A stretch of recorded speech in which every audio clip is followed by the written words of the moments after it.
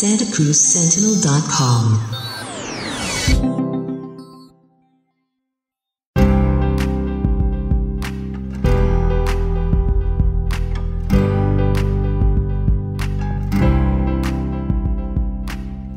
Hello and welcome to the Reporter's Notebook podcast presented by the Santa Cruz Sentinel. I'm your host, Anthony L. Solis, and May is a very, very big month locally for sports, actually locally and nationally. So I thought it'd be great to bring in Santa Cruz Sentinel sports editor Julie Jag to talk to us about sports. Julie, thanks for joining me. Thanks for having me. I'm happy to be here. Yeah, thanks for taking your time out of your very busy day. I know I kind of grabbed you last minute and I said 15 minutes, I swear. One of my rare day shifts, the only day I'm in the office before 3 o'clock. Right. So this is a day shift for you. Why don't you tell me a little bit about what you're working on today, which is Wednesday, May 16th. It's about 1 o'clock. Tell me what your day's like. Okay. So my day started out by this morning before I got in was checking, some emails and checking Twitter, and was tagged by someone who said that a Santa Cruz woman or a Santa Cruz native, I should say, had just broken the American freediving record. And for those who don't know, freediving is where you dive to considerable depths without any, assistance. It's just on your own air intake. Holding your breath and swimming. Exactly. Yep. Some of you might know that's the way that Jay Moriarty passed, as he was freediving when he went. So that's kind of what I would link it to. But she, at least in this competition, and she dove to a depth of 85 feet, and her previous best, apparently before going in there, was around 72, or not 85 feet, 85 meters. And her previous best before going in was about 72 meters. Okay, so that's one story you're working on today. You got anything else? Yeah. I also, our League Boys, SCCAL, which is the local league, Santa Cruz Coast Athletic League, boys volleyball awards were announced this week, and so I'm working on that story.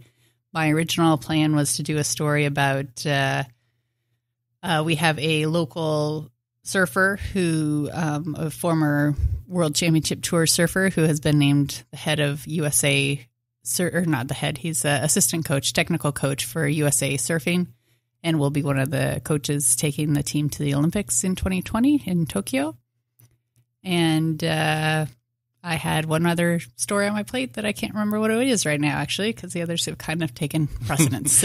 So pretty busy, but you do a little bit more than just writing stories as well. Day to day. that's just the stuff I hope to get written today, which I always put more on my plate than I'm going to get done. I also have to budget out our section, which means basically just deciding what goes into the paper, what's big, what's not big today, where it's going to play in both our paper, and then I'm also the editor at the Monterey Herald, so sports editor at the Monterey Herald. So I also have to decide that for their paper as well.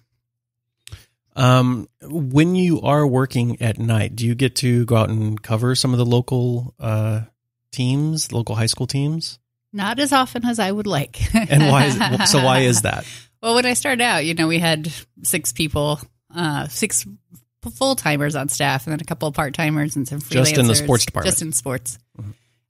And so, at that time, I could specialize in both my beat at the time, which was the kind of the outdoors beat, and then also I think it was the basketball, one of the basketball writers, which is kind of funny to say now because now we don't have anybody who specifically does only basketball.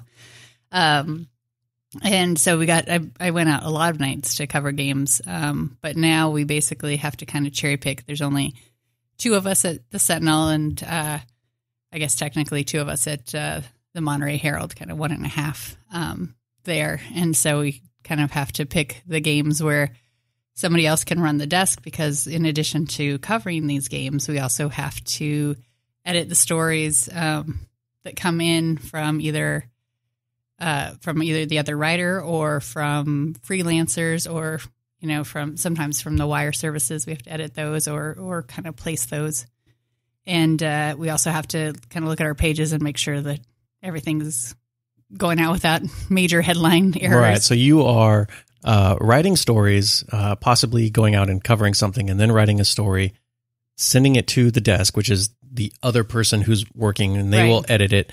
And you typically have to come back in and help check pages and make sure all the stories get where they're supposed to go on the pages. Right. And then we're also taking calls for a local roundup at the same time. Right. So coaches will be calling in results because you can't go out to all the games anymore. Right. So exactly. There you go. Or they email them into and you write them up based on that. Right. That takes us up to deadline. And then after deadline, we do the planning for the next day, which is making photo assignments, figuring out, well, sometimes I plan more in advance when I'm really, feeling ambitious. But usually it's after deadline. I kind of look at the next day, see how much space we have, who I can send to cover something, which is usually Jim or John down in Monterey and Jim Seamus up here in Santa Cruz. Or if we're just going to, send a photographer out and take a phone call, or how we're going to play things. Also, we have like the Warriors playing tonight, which is obviously a big matchup with the Rockets. And so I need to figure out, how we're going to play that the next day. Yeah, where you're going to put it and stuff. So, when I talk to people outside of the newspaper, I usually get people that say one of two things.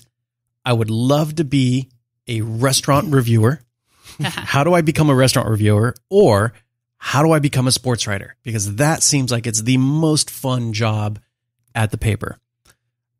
It probably is the most fun job, but I'm going to also, because I started out in sports, I know a little bit about what goes into it. It's also the most difficult in the newspaper. Is that a fair assessment? I mean, you're kind of biased. I was just saying, you're asking probably the wrong person. Of course I'm going to say it's the most difficult. And it's kind of funny that you posed it in that way, because when I started out in college, I started out wanting to be a restaurant reviewer, and that's how I got my first job. And hoping that I could become writing for a food columnist, hoping I could be a restaurant reviewer, which never really panned out. But it did lead to me becoming a sports reporter. So, hey, it worked out. It's a good fallback. Exactly. Yeah. They gave me free soda at the games and popcorn. I mean, that was the review I gave. Great sodas and popcorn at the volleyball games. I mean, it is never a day without stress, without deadline stress, without the rush of deadline and just trying to hustle to get everything in. I can't think of the last time. I can't think of the last time when that hasn't been the case, because most of the stuff you can do as much planning as you want to early on, but most of what the crux of our job happens between 7 and 11. So, 10:20 is when we have to be done or something like that with our deadline.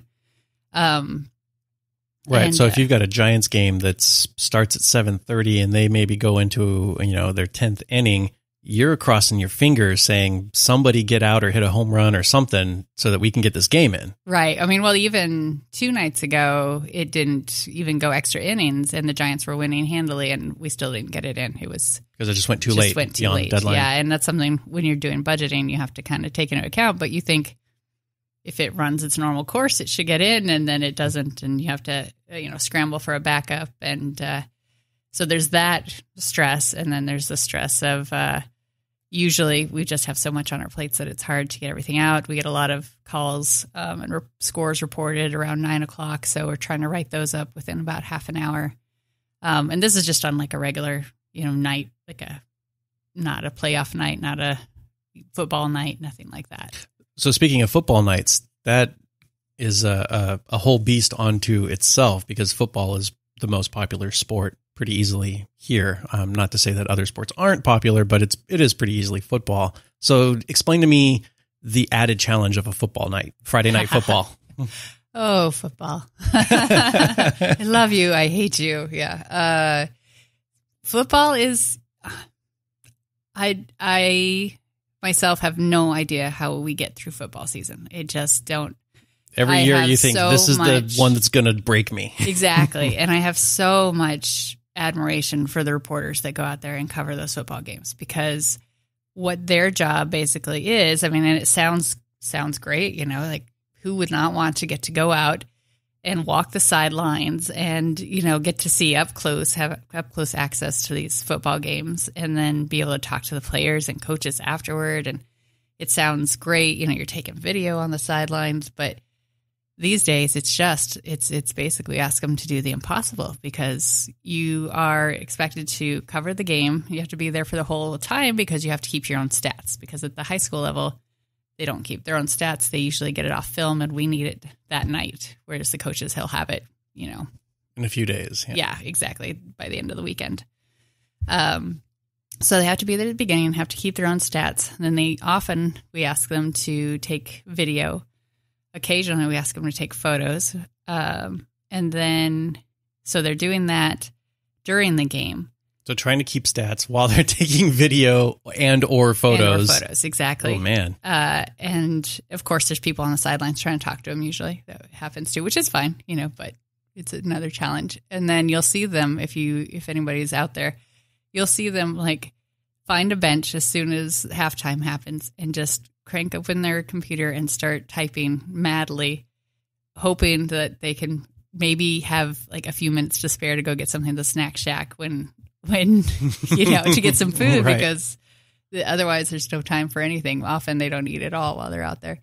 And they'll just, write a little bit about what happened in the first half, because when the game finally ends, it's so close to our deadline that they have about 15 minutes to get a story together and get it out. And often they're, overachievers, and we all want our product to be the best it can. So they'll be trying to get a quote, because that always makes your story better, or trying to get some details. And so, that's a lot to do in addition to getting your computer loaded up and then trying to find some Wi-Fi and all that in about 15 minutes. And then if they don't make it in that time, they suffer my wrath, because I'm usually the one at the desk and I'm trying to read 4 stories that come in within, I need to read them. I have 10 minutes to read 4 stories, which is not enough time, and write headlines for them.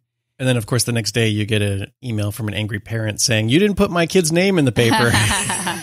Usually the parents actually are pretty supportive, but yeah, occasionally we do get that. Yeah. Occasionally we do get that, and, we're happy to correct it, but we also just are kind of well, yeah, things happen, Right. So it's a very, very tough job, but obviously there's got to be some benefits. I mean, there's got to be stuff that you absolutely love about this job to have done it for now. I've heard 16 years. 16 years here at the Sentinel. Yeah. Your anniversary was just a few days ago, right? Yep. So happy anniversary. Thank you. So what keeps you, what are the perks? The perks. Because everybody thinks they know what the perks for a sports, or a sports writer's job is. So, is it true? Some of them are what people think, which is that you get to go to these events that, I probably couldn't otherwise get to or afford to go to or whatever. And you get access that you wouldn't get to, to games and to athletes and whatnot. So there are perks like that. I've gotten to go to 2 Olympics now, which I probably wouldn't have gotten to go to or had the access I had. And, World Series games and the NBA Finals last year, the final game of the NBA Finals last year I got to go to. The list goes on and on. There's been amazing experiences, but you have to really work hard to get to those experiences. Plus, they're not always all they're cracked up to be. You're on deadline and you're trying to get an interview at, in the locker room. Right. You can't exactly sit back and have a beer and enjoy yourself and have fun while you're there. You're there working. Yeah, exactly. And you can't cheer. Oh, yes. The no cheering rule. Yes. Which I think is, I kind of, the one thing I regret about joining this field is that I am no longer able to cheer, I feel like, at anything. And it feels weird to cheer now. It feels very strange. I can't. I've photographed a number of pro events, and I remember being on the sideline of a 49ers game, photographing it, and I saw very clearly a pass interference against, on the 49ers wide receiver. Clearly, clear as day, and my hand immediately went up, making the, flag motion just out of habit, and then I realized, I'm not supposed to do that here on the sideline. And there was no flag on that, but it was so I think I have a photo of it. He's grabbing his arm. What are you doing, ref? Right. And you do it long enough. And so for me, it's just more natural to not do anything. So you're that was a great play. And you're oh, wait, I'm here as a spectator. I could probably have clapped or cheered or said, go team or something. But anymore, I just kind of am. You're just sitting there watching. An observer, which was, it was really tested. I grew up in Colorado, so I'm a big Denver Broncos fan. And I got to, one of the perks is I got to go to the Super Bowl when they won Super Bowl 50. but I didn't get to enjoy it. I was there working and I didn't get to cheer. And it was like, I mean, it was enjoyable, but not in the way that I wish that you would think going to a Super Bowl would be. Right. I mean, you get the experience of going, but you're there to work. Right. Sort of like, when we talked about this in our Olympics podcast, you and I went to the Rio Olympics, and we worked 14 to 16 hour days every day for 2.5 weeks with like no sleep. You can't cheer, but I mean, would you trade it for anything else? No, and it's, one of those, they're just memories that you have forever. They're amazing. Yeah. They're just different from a spectator's memory. Right. Yeah. That's good. So what would you tell somebody that is, that raises, you go to speak to a classroom and they raise their hand and say, I want to be a sports reporter. That sounds fun. What do you tell them? Well, I would tell them it's a lot of work, and that you have to be a little bit of a night owl because, like I said, most of our shifts, I rarely get home before midnight. So it just kind of makes it for a long evening shift. Which is why you do a Wednesday day shift. So you can have like one day in the middle where I get to see what everybody else says when they're like, oh, I got home before dark. I don't know what that's like. So, it's just, it's a thrill all the time. And eventually that thrill does kind of get where you're like, I would mind it not being a thrill for a few days, but it is always thrilling. And, I have to say I wouldn't trade covering sports for any other beat, really. It's just, you get to write the positive news for the most part in the paper, which is great because, you're writing about people who went above and beyond and did amazing things like set freediving world, U.S. national records. And you get to find out just how far people can push themselves and the extent of human capacity. But at the same time, sometimes you don't have a lot of time to do that. There's the famous Earl Warren quote, and I'm paraphrasing here, when he opened up the newspaper, he always went to the sports page first because that showcased man's achievements, whereas the front page showcased man's failures. Yeah. Which I think I had at least pinned up on my wall for a while. That's what I should have up. I don't think it made it through the move to the new office. I'm going to put you on the spot here real quick because I know you got a lot of stuff to do. We're going to let you go, but very quickly, what is your favorite sport to cover? And this might be along the same lines. What's your favorite experience you've had here at the Sentinel as a sports writer? Oh, geez. I get asked that a lot, my favorite sport to cover, which I always think is funny because I don't know if I really have a favorite. I have favorite sports to do. I guess I would say that my favorite sport to cover are the ones that I came up in, which is the kind of weird, quirky outdoor sports. Like I love to write about the Western States 100 and people who are running for 100 miles, without freaks. Stopping. Yeah. I mean, that's what I like to write about, the freaks. I like to write about the people that do these weird, this free diver is really cool. The surfing is always amazing, especially the Maverick surfing, is always mind boggling. And there's always an interesting backstory there. As far as out, you're in your normal realm of sports, quote unquote, probably the sports that I used to play are my favorites because I feel most connected with those. And those being? That's basketball, volleyball, and track. Okay. So those are the ones that I grew up doing, and so that's kind of where I have the connection as well. Okay, well, Julie Jag, sports editor, Santa Cruz Sentinel, thank you for joining me and taking the time out of your incredibly busy day. I hope you make deadline and are able to at least write 2 of your 3 stories you've got planned. Well, we'll see. Fingers crossed. You can join the conversation by emailing me any questions you have about the Sentinel at tsolis@santacruzsentinel.com, or you can give us a call on our voicemail line, 831-706-3205. You can listen to this podcast on iTunes, Google Play, Stitcher, let's see, iHeartRadio, and I'm still waiting on Spotify, but I hear that's coming really soon, so stay tuned for that. Thank you for joining me. Read the sports section.